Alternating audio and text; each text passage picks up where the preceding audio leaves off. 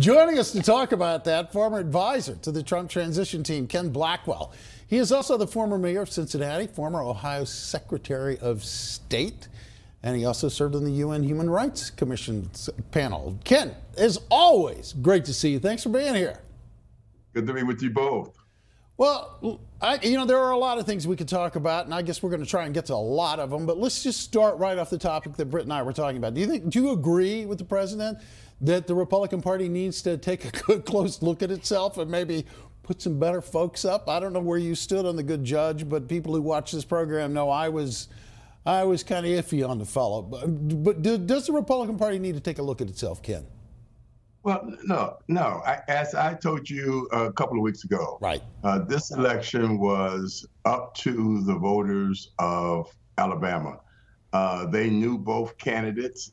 They could weigh the accusers as well as the accused. They could sort out fact from fiction, and they could make a decision. Good political leaders know how to deal with the eventual scenario. So, it would have been great if the judge would have won, and we could have been more sure that the Trump agenda was steadily on the path of getting executed. We lost the vote, but the reality is this is a Democrat that represents Alabama, and if he's interested in keeping the seat for longer than 3 years, he in fact will speak in a way that echoes the voices of the people of Alabama.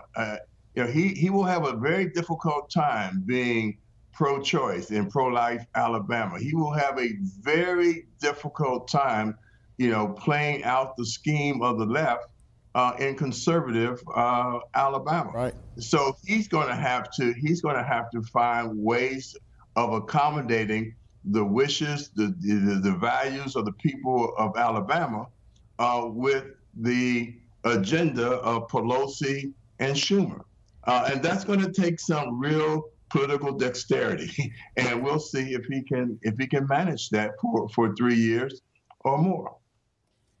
Ken, you mentioned he'll have to take some measures. What will those measures be? Because after the celebrations die down, it's going to be a lot tougher for him as a Democrat in that red state. So what compromises immediately can we expect in the next 30 days?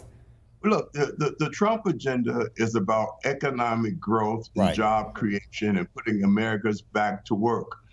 He has a very aggressive agenda that will turn the direction of capital from flowing out to coming back to sustain 3% or better in our GDP expansion. Jones is going to have to make a decision. Will I meet the president halfway and get with the program, or will I, in fact, be a puppet of Pelosi and Schumer? I mean, he's going to have to make some clear choices as we come forward. There's no question. If you look at the Alabama, it is socially conservative. Yeah. It is for economic expansion and job creation, and it is not a state that loves big government. And so if he wants to be a big government Democrat, if he wants to be a redistributionist as opposed to a person that advocates growth policies, he's going to have an interesting 3 years, but it in fact will be over in 3 years.